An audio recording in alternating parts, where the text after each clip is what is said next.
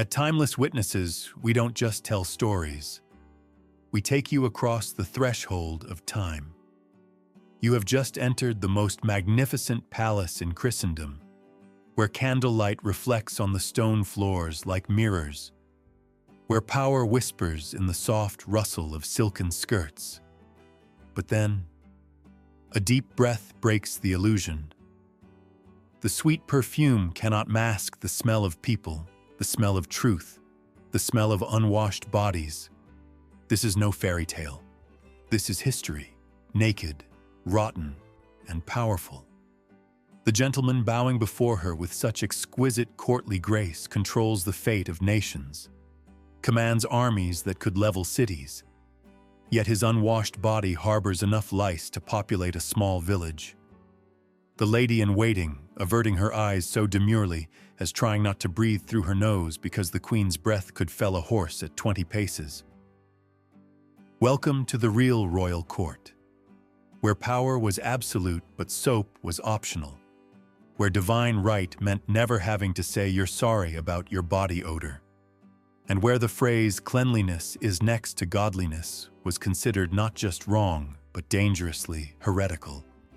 You've just stepped into a world where the most powerful women on earth lived in conditions of personal filth that would horrify a modern homeless shelter, where beauty routines literally poisoned the beautiful, and where the pursuit of royal elegance created walking monuments to human suffering that staggers the imagination.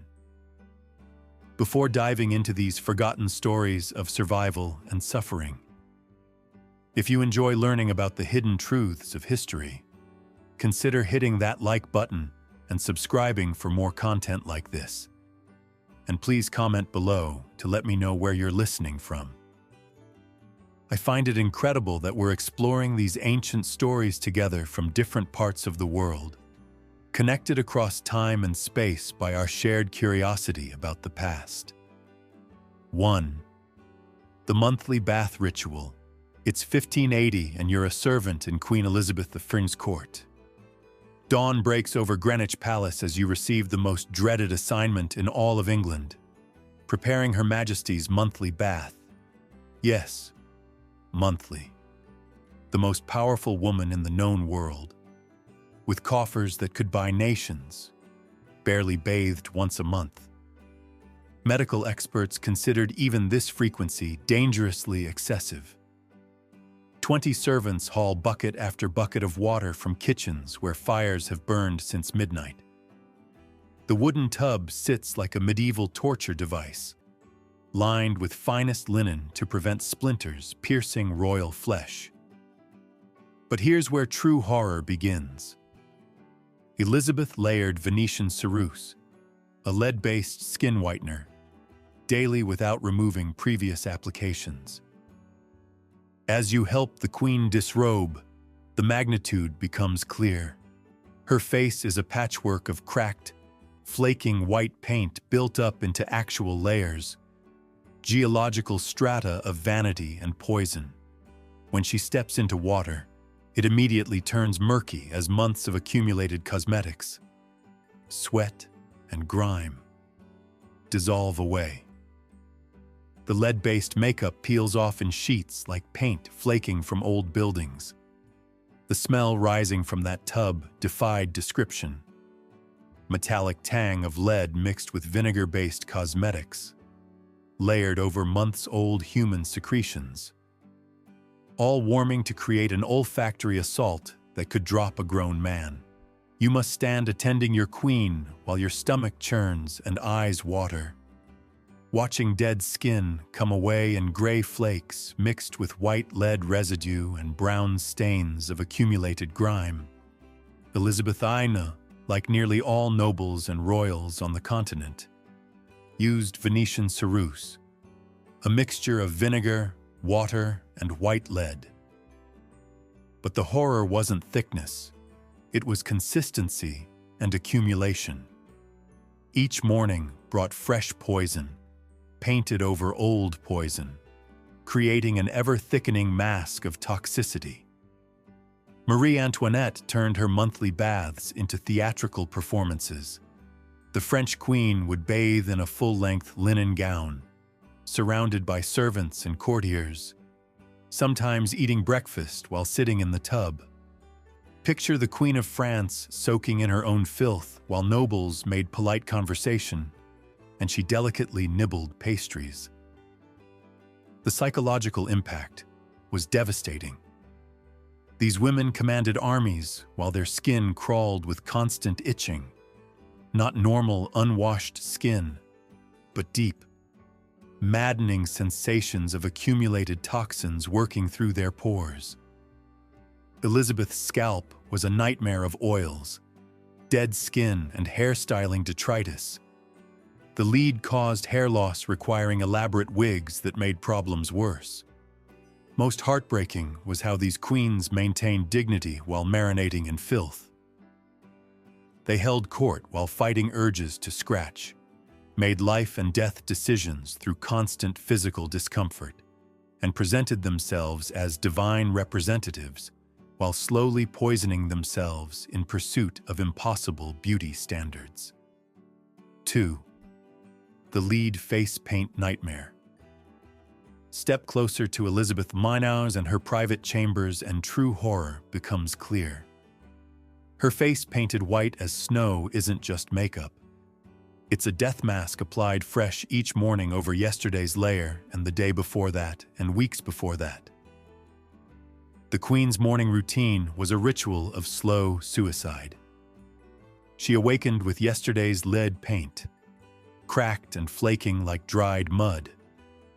Ladies-in-waiting approached with fresh mixture of vinegar, water, and white lead. But they didn't wash off old layers first. Water and washing were considered dangerous. Instead, they painted fresh poison over creating an ever-thickening mask.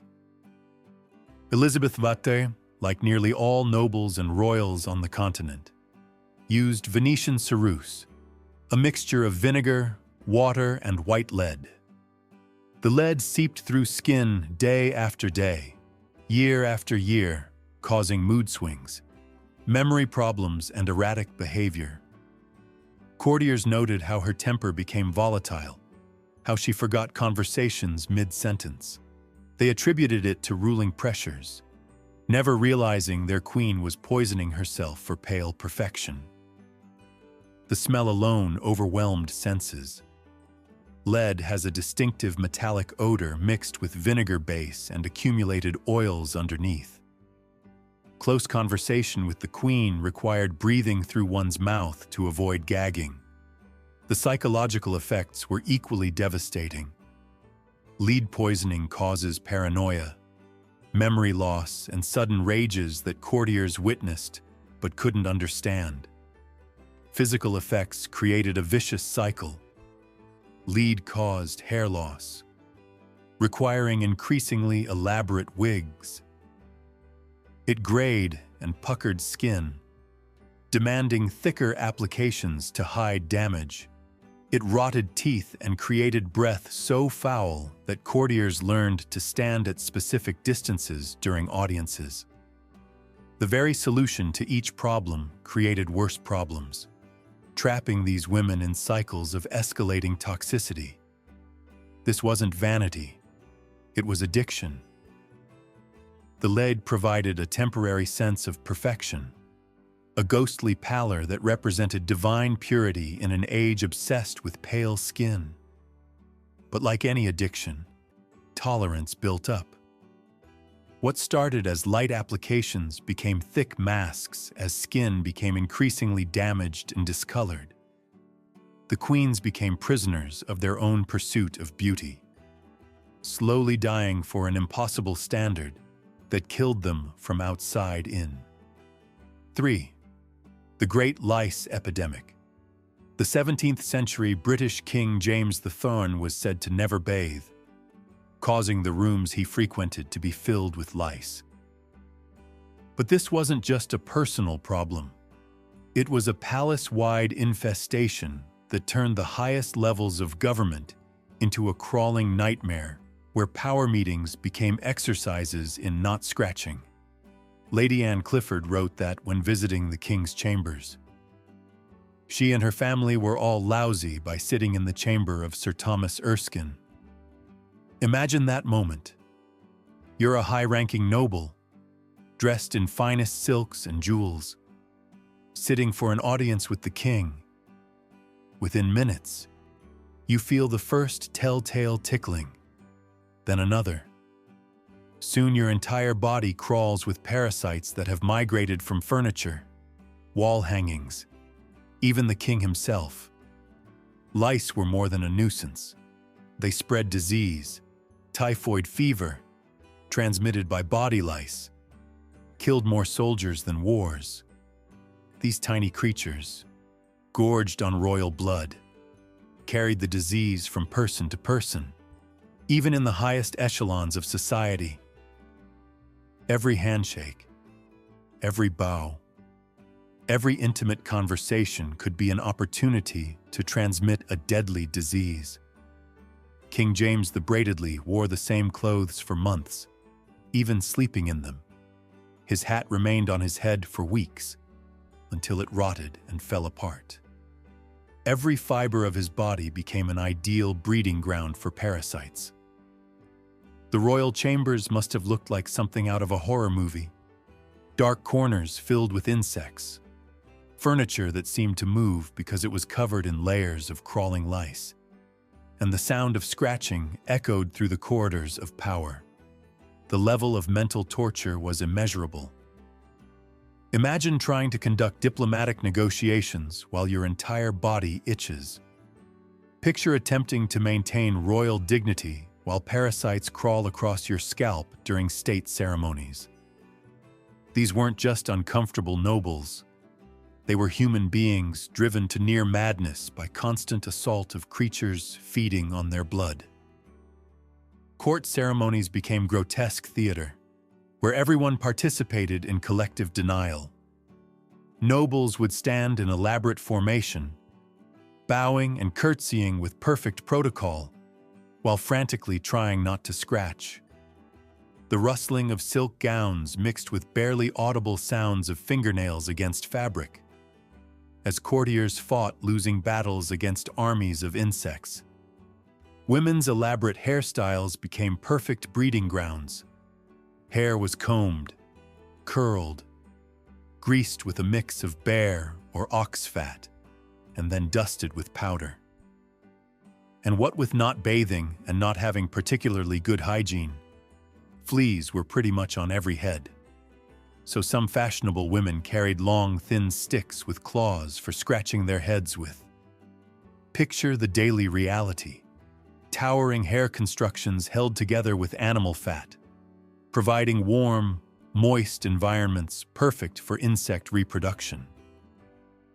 The bear and ox fat attracted every parasite within miles, creating writhing ecosystems that lived permanently in royal coiffures. Women carried ornate scratching sticks, elegant ivory or silver implements, designed specifically to reach through hairstyles to provide temporary relief. But the true horror was how this became normalized. Court etiquette developed around the constant presence of parasites. There were proper ways to scratch, appropriate times to use scratching implements, and elaborate protocols for handling the reality that everyone was constantly infested. The most powerful people on Earth lived like walking insect colonies, maintaining composure while slowly being consumed alive. 4. The Venetian Ceres addiction. The tragedy of royal beauty standards reached its peak with widespread use of Venetian Ceres across European courts. This wasn't makeup. It was slow-acting poison that transformed queens into walking zombies.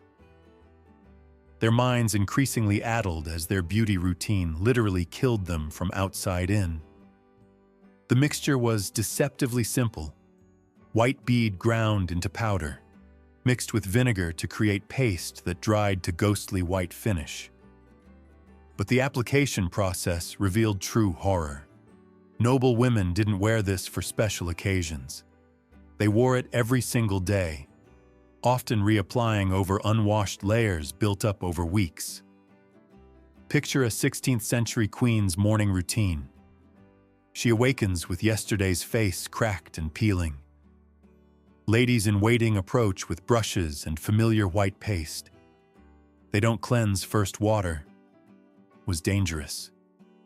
Instead, they smooth fresh poison over old, creating masks that grew heavier with each passing day, eventually reaching weights that cause neck strain and headaches. The psychological effects were devastating. Lead poisoning causes mood swings, paranoia, and memory loss. Courtiers noted how their queens became increasingly erratic, prone to sudden rages or inexplicable sadness. They attributed changes to ruling stresses, never realizing their sovereigns were slowly losing minds to vanity.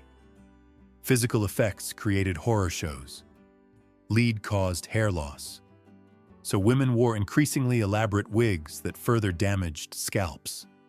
It grayed and puckered skin, requiring ever thicker applications to hide damage. Most grotesquely, it rotted teeth and caused breath, so foul that courtiers learned specific distances for audiences, close enough to hear whispered commands, far enough to avoid retching. The addiction cycle was vicious. Each application provided temporary sense of perfection, ghostly pallor representing divine purity. But tolerance built up as skin became damaged and discolored. What started as light dusting became thick masks as women desperately tried to hide increasing toxicity damage.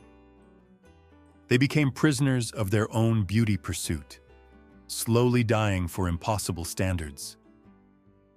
Court physicians recognized the danger but couldn't overcome fashion demands. Medical texts from the period warn against lead-based cosmetics, describing symptoms we now recognize as heavy metal poisoning. But vanity trumped survival. Queens would rather die beautiful than live naturally. The final stages were horrifying. Women in advanced lead poisoning developed distinctive gray pallor that no amount of makeup could hide. Their hair fell out in clumps. Their teeth turned black and fell out, and their breath became so foul that even heavily perfumed handkerchiefs couldn't mask the stench. Yet they continued applying fresh poison each morning, trapped in cycles of escalating toxicity that inevitably ended in slow, agonizing death. Most tragic was how these women maintained royal dignity while essentially decomposing alive. They held audiences while their faces literally cracked and flaked, signed death warrants while suffering from lead-induced paranoia, and ruled nations while slowly losing cognitive function to vanity-driven poisoning. 5. The perfume mask, in the fetid atmosphere of unwashed royal courts. Perfume wasn't luxury. It was desperate chemical warfare against the stench of human decay. The truly horrifying part wasn't what they wore, but what they were desperately trying to hide beneath layers of increasingly potent fragrances. At times, over 10,000 royals, aristocrats, government officials, servants and military officers lived in Versailles and its surrounding lodgings. Women pulled up their skirts up to pee where they stood, while some men urinated off the balustrade in the middle of the royal chapel. The smell was so overwhelming that courtiers developed entire cultures around masking it with increasingly desperate measures. Queens and noble ladies carried sachets of scent pressed to their noses at all times. Not fashion accessories, but survival equipment. They wore perfumed gloves that left trails of fragrance marking their passage through corridors. Their hair was doused with oils so strong they could be detected from across rooms. But beneath this aromatic armor lurked brutal reality of unwashed bodies, rotting teeth and clothes that hadn't been cleaned in months. Queen Elizabeth II was keenly aware of the importance of her public image, and the atmosphere at her court was infused with of flowers, musk, and amber. But this wasn't luxury. It was survival. The alternative was having courtiers pass out from stench during important state meetings. The perfume itself often became part of the problem. Applied over unwashed skin, it mixed with body oils and swept to create new, even more nauseating odors. Imagine sickly sweet rose oil mixed with months-old perspiration, or clawing amber trying to mask metallic tang of infected wounds. The resulting cocktails were often worse than original problems they attempted to solve. Court perfumers became military strategists in olfactory warfare. They developed increasingly potent concoctions designed to overpower human stench rather than complement natural scents. Recipes called for massive quantities of musk, ambergris, and civet. Animal secretions so powerful they could be smelled from considerable distances. These weren't delicate fragrances, but olfactory sledgehammers designed to bludgeon noses into submission. The psychological impact was profound. Nobles became paranoid about their own scents, constantly checking and reapplying perfumes throughout the day. They developed elaborate codes around fragrance. Certain scents signaled political alliances. Others indicated availability for romantic liaisons. Still others warned of disease or disfavor. Most disturbing was how this created class hierarchies based on smell. The ability to afford increasingly potent perfumes became a marker of social status. Nobles who couldn't afford strongest fragrances found themselves literally marginalized, pushed to edges of gatherings where their inferior scent armor left them vulnerable to social exile. Women's clothing became delivery systems for fragrance rather than mere fashion. Gowns were designed with hidden sachets and perfume chambers. Sleeves contained reservoirs of scented oils that released fragrance with each gesture. Jewelry was hollowed out to contain perfumed wax that melted slowly from body heat, providing continuous aromatic coverage. But perhaps most tragic was how this desperate masking prevented any real solutions. Instead of addressing hygiene problems, courts simply escalated perfume arms races. Each season brought stronger fragrances designed to overpower previous year's stench, creating cycles of escalating olfactory assault that made original problems worse while providing only temporary relief. The cumulative effect was overwhelming. Palace air became thick, almost unbreathable soup of competing fragrances mixed with underlying human decay. Visitors frequently reported headaches, nausea, and respiratory problems from exposure to concentrated perfume environments. Yet courtiers preferred these symptoms to experiencing unmasked reality of royal hygiene. 6. The toilet attendant. Here's something that will make your skin crawl and challenge everything you thought you knew about power, dignity, and human degradation. In medieval England, the man who attended to the king's personal hygiene was considered a man of the highest esteem, wielding influence that senators and generals could only dream of. If you got extremely lucky, and I use that term with the deepest irony, the King of England would appoint you as groom of the king's close stool. Your job was to carry around his portable toilet box and clean him afterwards. But this wasn't just about cleaning up after royal bathroom visits. This was about the most intimate, degrading, and yet politically powerful position in the entire kingdom. The groom of the close stool would have to physically handle the king's waste, clean his unwashed posterior with rough cloth or bare hands, and tend to his most private bodily functions while maintaining the dignity and ceremony required by court protocol. They became human toilet paper for men who believed they were appointed by God himself.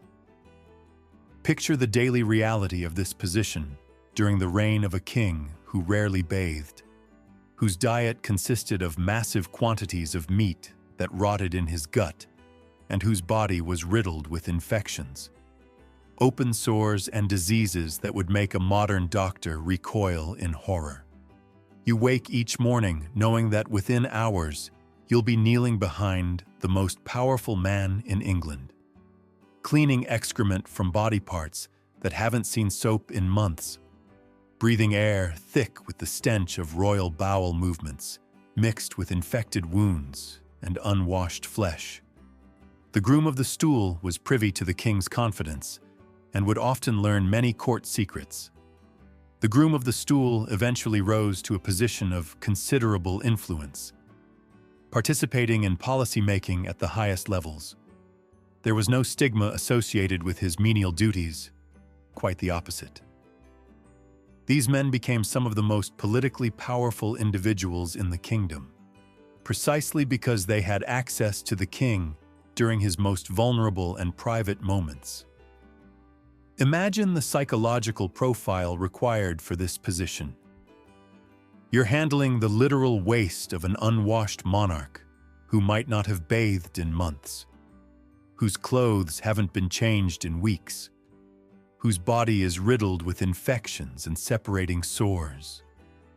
The smell alone would have been overwhelming, a combination of fecal matter, infected wounds, unwashed flesh, rancid clothing, and whatever perfumes were being used to mask the overall horror.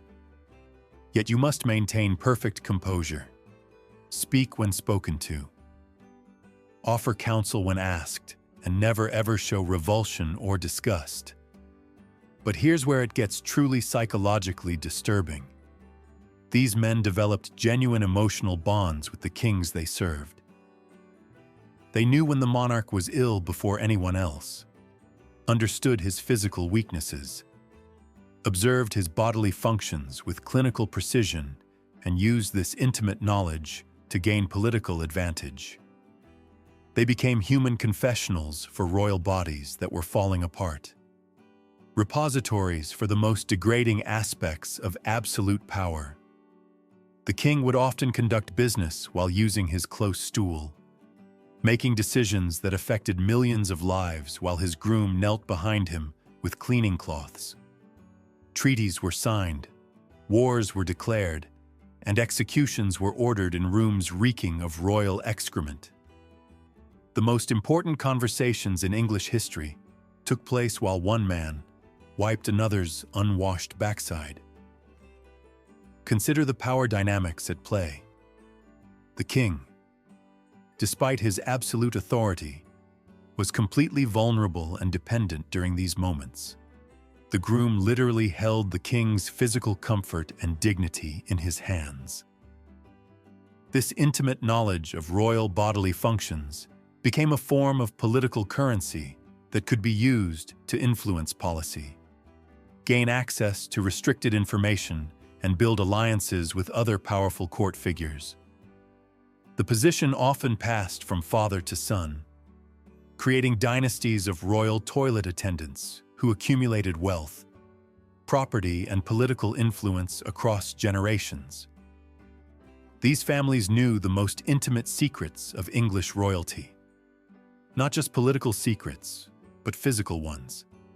They knew which kings suffered from chronic diarrhea, which ones had hemorrhoids that bled constantly, which ones screamed in pain during bowel movements due to untreated medical conditions.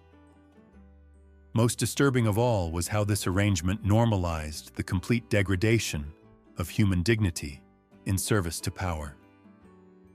Young men competed for the honor of cleaning royal waste because it represented the pinnacle of court success. Parents prayed their sons would be chosen for this privilege. The entire social structure was so twisted that handling another man's excrement became a mark of distinction rather than degradation.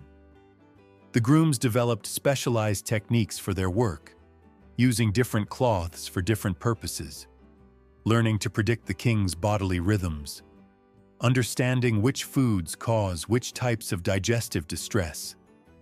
They became medical experts by necessity, often the first to notice signs of illness or disease. Their observations could influence royal diet, schedule important meetings around digestive patterns, and even affect succession planning if the king's health was failing. The psychological toll on these men must have been enormous, though it's never discussed in historical accounts. They spent their lives in service to the most degrading aspects of human existence, yet were expected to maintain dignity, discretion, and loyalty. They knew more about their king's bodies than wives or physicians, yet could never speak of what they witnessed. They held immense political power, derived from the most powerless position imaginable, kneeling in human waste while the fate of nations was decided above their heads. 7. The Spanish Inquisition against soap. The story of Queen Isabella of Castile represents perhaps the most psychologically disturbing aspect of royal hygiene. When the deliberate embrace of filth became a twisted form of religious devotion that destroyed entire civilizations and turned cleanliness into a capital offense punishable by burning alive. In Spain, the Christian doctrine saw bathing to be a corrupt practice that could only lead to nakedness. It was considered a form of hedonism and something unreligious. But this wasn't just personal preference. It became official state policy that turned hygiene into heresy and made soap a tool of the devil. While modern historians have largely debunked the extreme claims about Isabella bathing only twice in her lifetime, the documented persecution of hygiene practices is real, terrifying, and represents one of history's most systematic attacks on basic human health. Picture the psychological architecture of this horror. You're living in 15th century Spain, where the most powerful woman in the kingdom has declared that washing your body is an act of rebellion against God himself. The church, backed by royal authority, proclaims that clean skin is evidence of moral corruption, that the removal of dirt and grime somehow removes divine grace as well.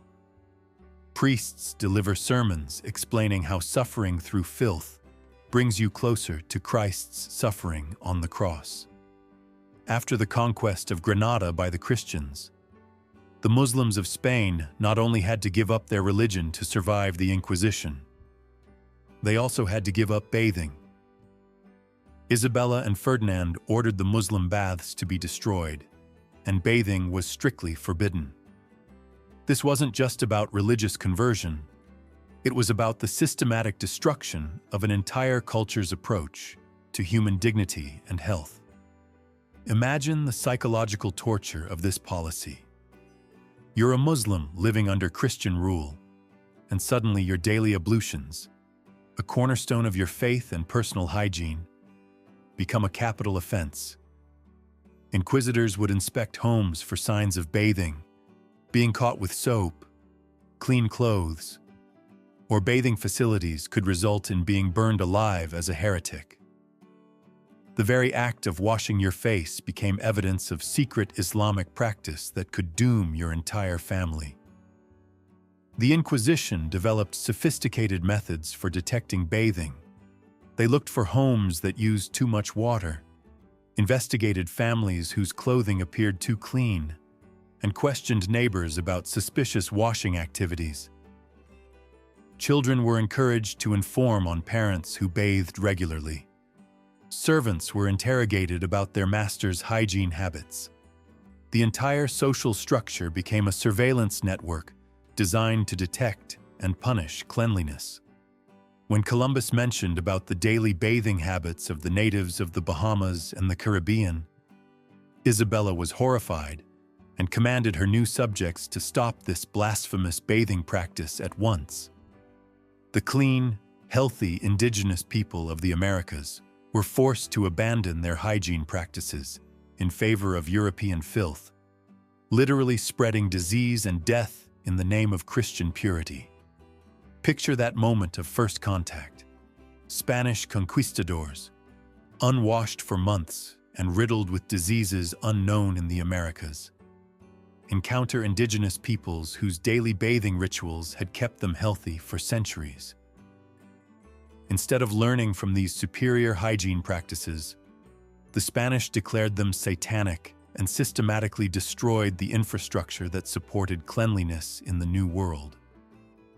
The psychological impact on indigenous populations was devastating. They watched European diseases decimate their populations while being forbidden to practice the cleanliness rituals that had protected them for generations. Parents watched children die from diseases that could have been prevented by simple washing, while Spanish priests explained that suffering through filth was God's will. The Spanish established purity of blood laws that extended to hygiene practices. Families had to prove not only Christian ancestry, but also Christian uncleanliness. Genealogical records included information about bathing habits across generations. Being descended from people who bathed regularly could disqualify you from certain positions or social ranks. Cleanliness became racial evidence that could be used to justify persecution, enslavement, or execution, most horrifically. The Spanish exported this anti-hygiene ideology across their empire, from the Philippines to Mexico, from Peru to the Caribbean. Colonial administrators systematically destroyed local bathing practices and replaced them with European filth. Ancient aqueducts were abandoned. Public baths were demolished, and traditional cleansing rituals were banned under penalty of death. The medical consequences were catastrophic. Diseases that had been controlled through traditional hygiene practices exploded across Spanish territories. Typhus, dysentery, and skin infections became endemic in populations that had previously been healthy. The Spanish inadvertently created biological warfare on a massive scale, using filth as a weapon against their own subjects. The psychological framework that supported this horror was deeply embedded in Christian theology of the time. Cleanliness was associated with vanity, which was sinful. Suffering through physical discomfort was seen as spiritual purification. The more one suffered in the created, a perverse incentive structure, where deliberately making yourself sick became evidence of religious devotion. Spanish royal courts became showcases for competitive suffering. Nobles competed to see who could go longest without bathing, who could endure the most extreme body odor, who could develop the most impressive array of skin diseases and parasitic infections. What had started as religious policy became social competition based on deliberate self-harm. The long-term consequences extended far beyond Spain itself. European colonization became synonymous with the destruction of hygiene infrastructure worldwide. Traditional knowledge about medicinal bathing, therapeutic washing, and preventive cleanliness was systematically suppressed and lost. Entire civilizations that had developed sophisticated understanding of hygiene were forced to abandon practices that had kept them healthy for millennia. Perhaps most tragically, this represented one of history's greatest reversals of human progress. While Islamic civilization, Asian cultures, and indigenous peoples worldwide had developed increasingly sophisticated approaches to hygiene and public health, European Christianity was moving in the opposite direction, creating ideological frameworks that turned cleanliness into sin and suffering into virtue. Picture this scene of grotesque false charity that reveals the twisted psychology of royal privilege. Countess Platen of Hanover lies submerged in a bathtub filled with warm milk, her body racked with what historical records describe as a distressing malady. Almost certainly syphilis or another venereal disease that was ravaging the European nobility like a plague of divine retribution for their sexual excesses. But this isn't a scene of luxury or indulgence. This is a woman so diseased that her skin weeps with open sores, her body consumed by infection that has likely eaten away portions of her nose and left her breath reeking of rotting flesh. The milk bath isn't beauty treatment. It's a desperate attempt to soothe skin that feels like it's burning from the inside out, to provide temporary relief from the constant agony of advanced venereal disease, while suffering from a distressing malady. Countess Platen of Hanover bathed in milk and then generously donated the contaminated milk to the poor. The psychological cruelty of this act is staggering and reveals a level of callous disregard for human life that defies modern comprehension. Here was a woman so diseased that her very presence could infect others, and she chose to soak in milk, then pass that same contaminated liquid to hungry peasants as an act of supposed Christian charity. Imagine being a poor family receiving this generous donation. You're starving. Your children are malnourished. Winter is approaching and food is scarce. Then arrives a servant from the noble household, bearing what appears to be a gift from heaven. Fresh milk that could mean the difference between life and death for your family. You accept it gratefully, perhaps even saying prayers of thanksgiving for the Countess's generosity. You have no way of knowing that this milk has been contaminated with the bodily fluids of a woman dying from venereal disease. You can't see the microscopic organisms that now swim in the liquid you're about to feed your children. You don't understand that this charity is actually a vector for spreading infection from the palace to the poorest quarters of the city. That your benefactor's generosity is actually a death sentence disguised as kindness. The Countess herself likely believed she was performing a Christian duty. In her diseased mind, clouded by the psychological effects of advanced syphilis, she was sharing her abundance with those in need. The fact that her abundance was literally contaminated with her own infected bodily fluids seemed irrelevant to the moral calculus of the time. She had more than she needed. The poor had less than they required. Therefore, sharing was virtuous regardless of the consequences. This reveals the profound psychological disconnect between nobility and common humanity that characterized royal courts. The Countess lived in a world where her comfort and convenience were paramount, where her physical needs took precedence over the lives of hundreds of poor families. The possibility that her bathing habits might kill innocent people did not seem to be a moral issue. They were poor, so their lives were considered far less valuable than her temporary relief from the disease that was plaguing her. But this was no isolated act of personal cruelty. It was a manifestation of a systemic problem that ran deep in royal courts across Europe. The mindless spread of disease from sick aristocrats to the commoners they ruled. Similar acts of charity spread death across the continent. Food cooked by sick royal chefs, clothing passed down from infected aristocrats, ritual wine shared by sick priests, even sexual relations between sick aristocrats and servants who had no right to refuse. Royal courts had become unwitting centers of biological warfare, spreading disease through every form of contact with the population. Wedding celebrations where diseased nobles shared food and drink with hundreds of guests. Religious ceremonies where infected priests handled communion elements touched by countless lips. Public appearances where diseased royalties showered crowds with blessed objects that carried infection from palace to countryside. The psychological impact on recipients of such charity was devastating when they discovered the truth. Families who had praised the Countess's generosity while their children died from diseases contracted through her faced a horrible realization their benefactor had killed their loved ones through kindness.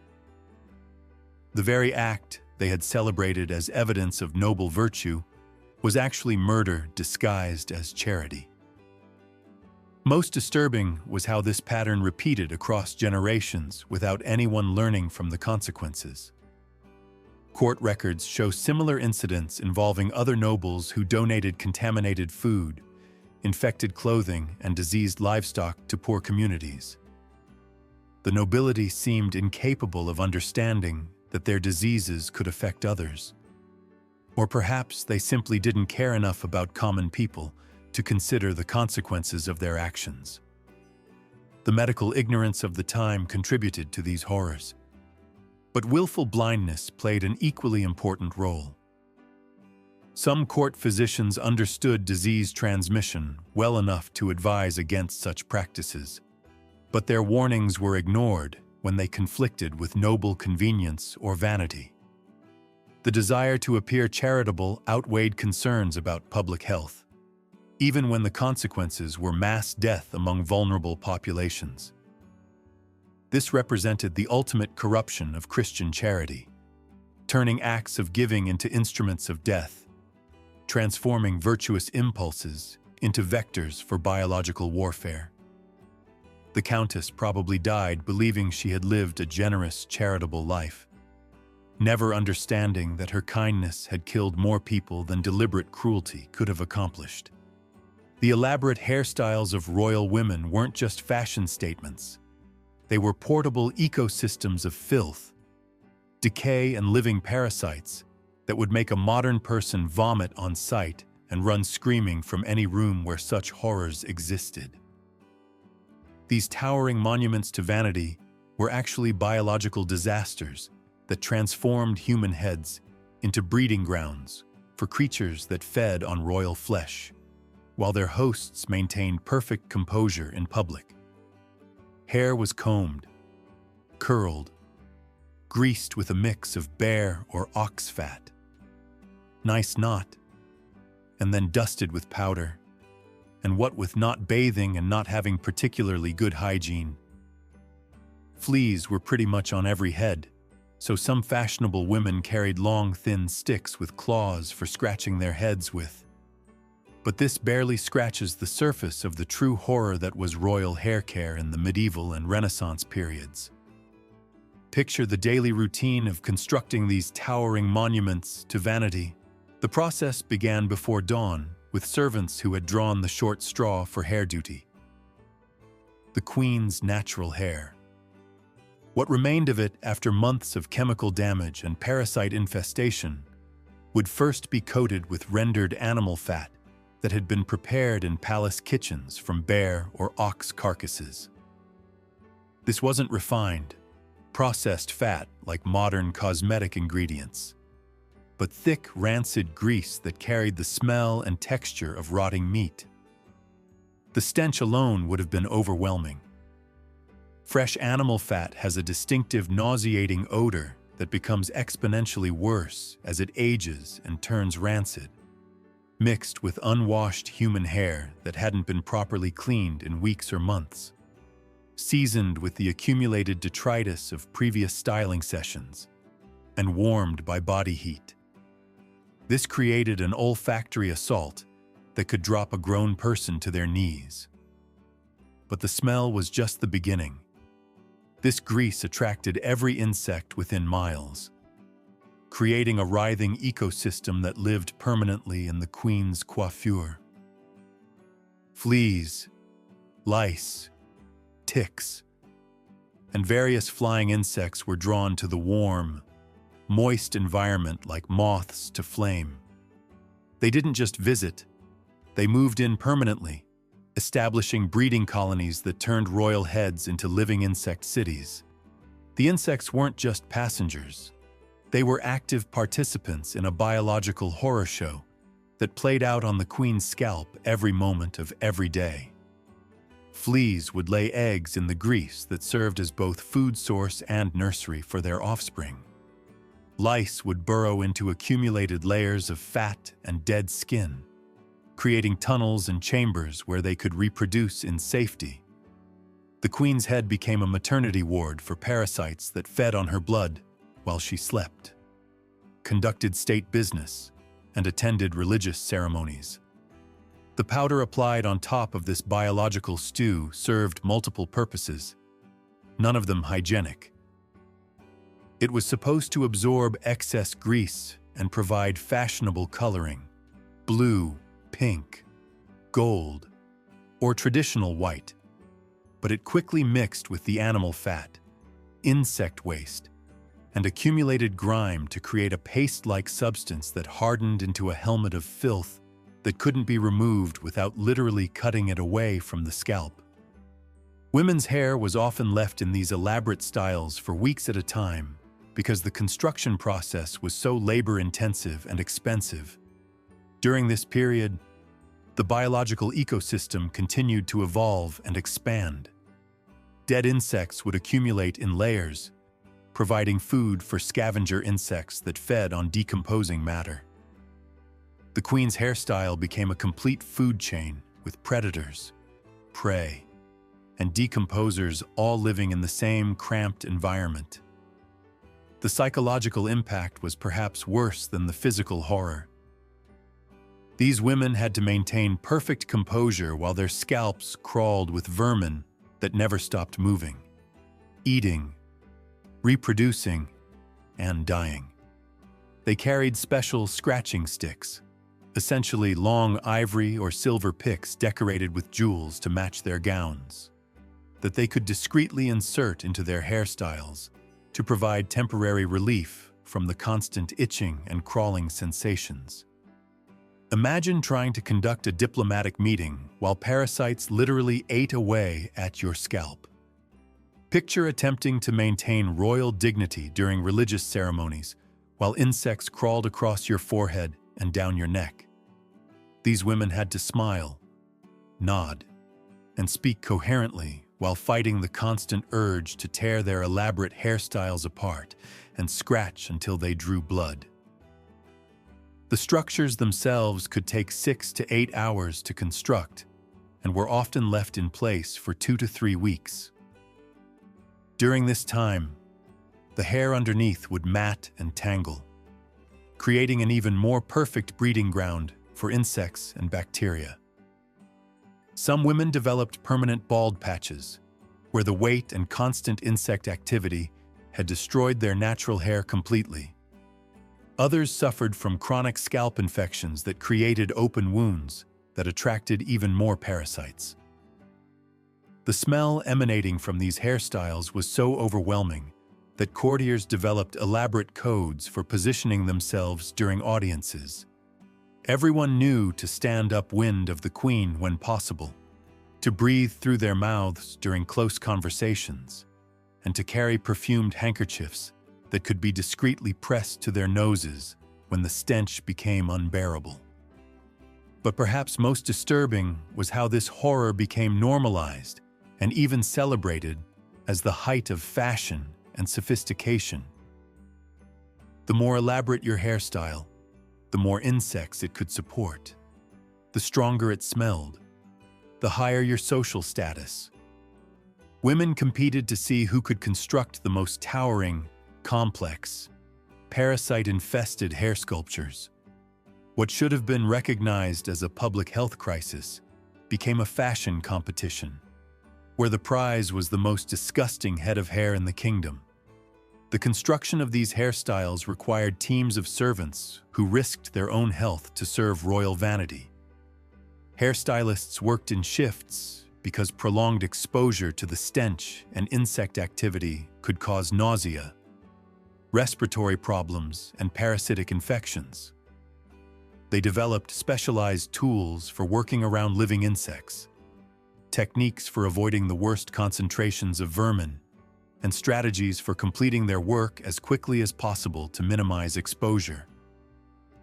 Most tragically, these women often understood exactly what they were doing to themselves, but felt powerless to change because the social pressure was so intense.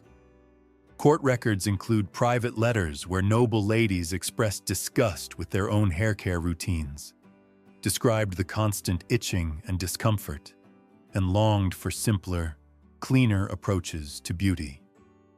But they were trapped by social expectations that valued appearance over health, status over comfort, and fashion over basic human dignity. 10. The Versailles catastrophe. The ultimate horror story of royal hygiene comes from Louis XIV's Versailles, where the Sun King's decision to centralize his court created perhaps the most unsanitary environment in European history. A place so foul that it makes modern sewage treatment plants seem like gardens of Eden.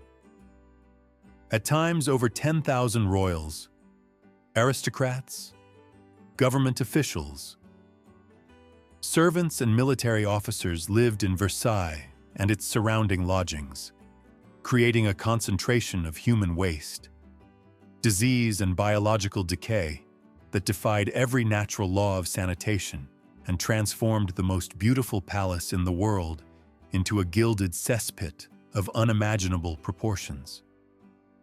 Despite its reputation for magnificence, life at Versailles, for both royals and servants, was no cleaner than the slum-like conditions in many European cities at the time.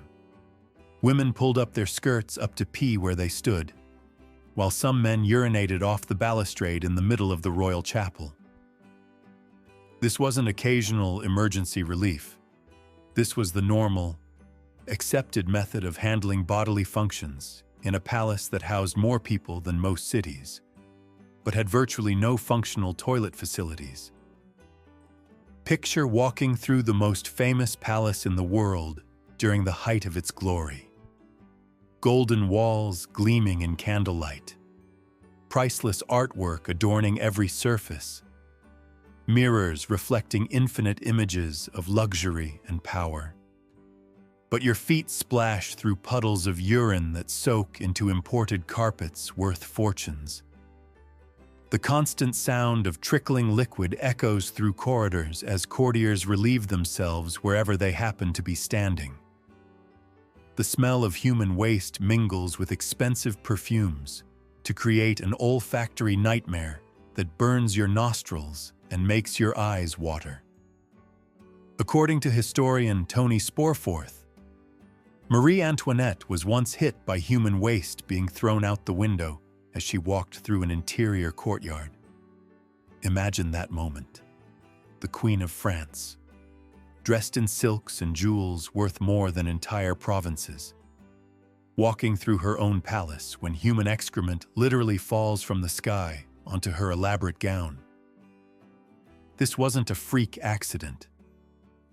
This was Tuesday at Versailles, where throwing waste out windows was standard practice because there was nowhere else for it to go.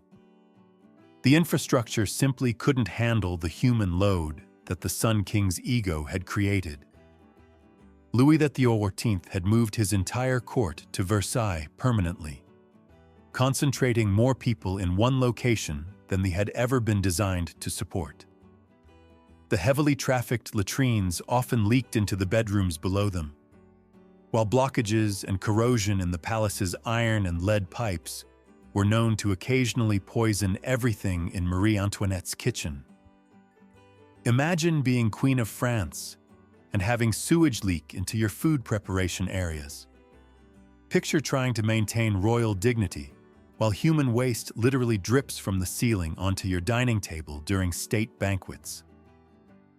The psychological stress of living in such conditions, while maintaining the fiction that this was the height of civilization and refinement, must have been overwhelming for everyone involved. Not even the rooms of the royal children were safe, writes Sporforth.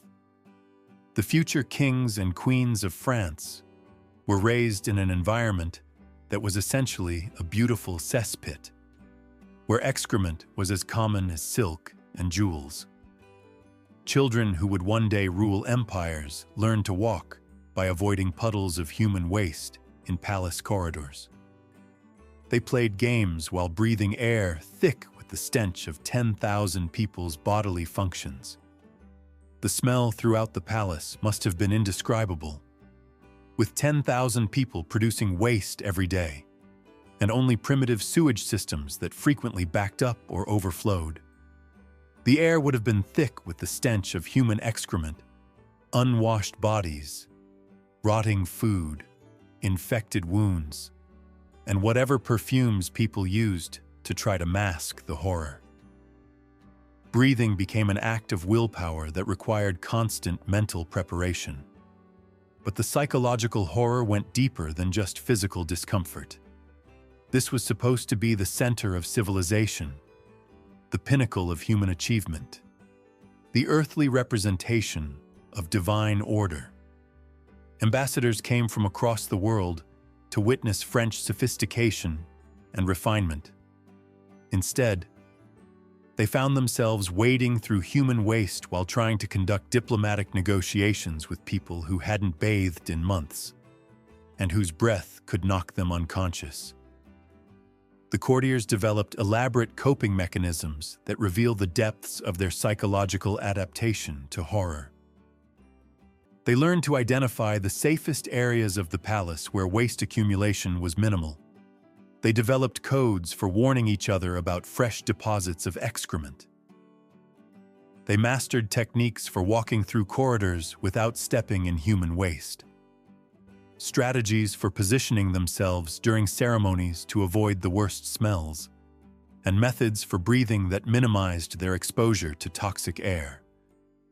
Court etiquette evolved to accommodate the reality of living in a human cesspit. There were proper ways to relieve yourself during royal audiences, acceptable locations for urination during religious ceremonies, and elaborate protocols for dealing with situations where waste disposal conflicted with court ceremony. The most sophisticated social system in European history adapted itself to function within conditions that would have horrified medieval peasants. The women's elaborate gowns became mobile waste management systems. The multiple layers of skirts and petticoats were designed partly to hide the fact that ladies were urinating where they stood. The heavy fabrics absorbed liquids and carried waste away from the immediate area, distributing it throughout the palace as women moved through their daily routines. Fashion became a form of sewage distribution that spread biological contamination wherever court ladies walked. Most disturbing was how children born and raised in this environment came to see it as normal. Young nobles who spent their entire lives at Versailles developed psychological frameworks that normalized living in human waste. They literally didn't understand that there were alternatives to these conditions because they had never experienced anything else. When they eventually left Versailles for other locations, many experienced culture shock at encountering basic sanitation. The health consequences were catastrophic and predictable. Diseases that spread through fecal contamination became endemic at Versailles. Dysentery, typhoid, and cholera moved through the court in waves that killed nobles and servants alike. But instead of addressing the underlying sanitation problems, court physicians blamed the diseases on bad air, moral corruption, or divine punishment for various sins. The palace staff faced impossible working conditions that would qualify as cruel and unusual punishment by any modern standard. Servants whose job was cleaning had to work in environments so toxic that many developed permanent respiratory problems. They were expected to maintain palace splendor while surrounded by biological hazards that could kill them. Many developed chronic illnesses from constant exposure to human waste.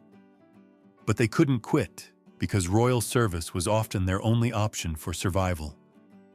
Perhaps most tragic was how this nightmare was exported as a model for royal courts across Europe.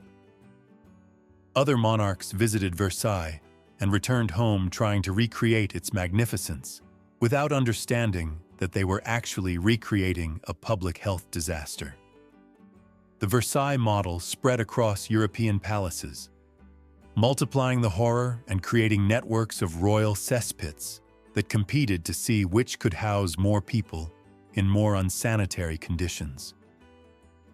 The psychological impact on Louis XV himself must have been profound, though it's rarely discussed in historical accounts. He had created this environment as a monument to his own glory, but he had to live in it every day. He breathed the same toxic air, smelled the same overwhelming stench, and witnessed the same degradation as everyone else. His pursuit of absolute power had trapped him in a prison of human waste that he could never escape because admitting the problem would undermine the very authority he was trying to establish. The end result was a complete disconnect between appearance and reality that characterized the entire ancient regime.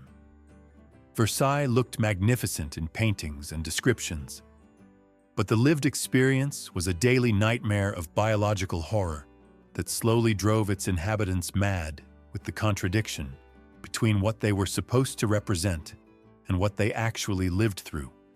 This disconnect between royal mythology and royal reality ultimately contributed to the psychological foundations of the French Revolution.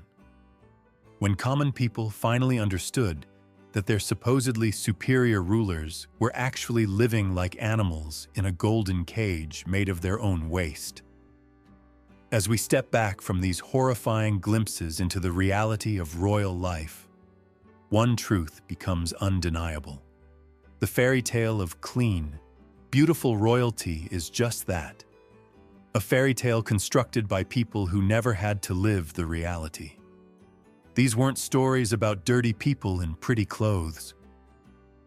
These were human beings, trapped in biological nightmares of their own making, where vanity, tradition, and social pressure combined to create living conditions that would qualify as torture by any modern standard. The queens and noble ladies we've encountered weren't monsters. They were victims of systems that valued appearance over health, ceremony over comfort, and status over basic human dignity. They lived their entire lives in physical discomfort that would drive modern people to madness. Yet they maintained composure, ruled nations, and shaped history while literally crawling with parasites and slowly poisoning themselves with their own beauty routines. When you turn off this video and return to your clean, modern life, remember these forgotten queens.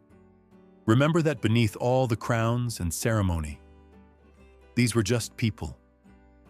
People trapped by accidents of birth and lives of unimaginable discomfort, trying to maintain humanity while their own bodies betrayed them day after day, year after year, until death finally released them from their gilded prisons of filth.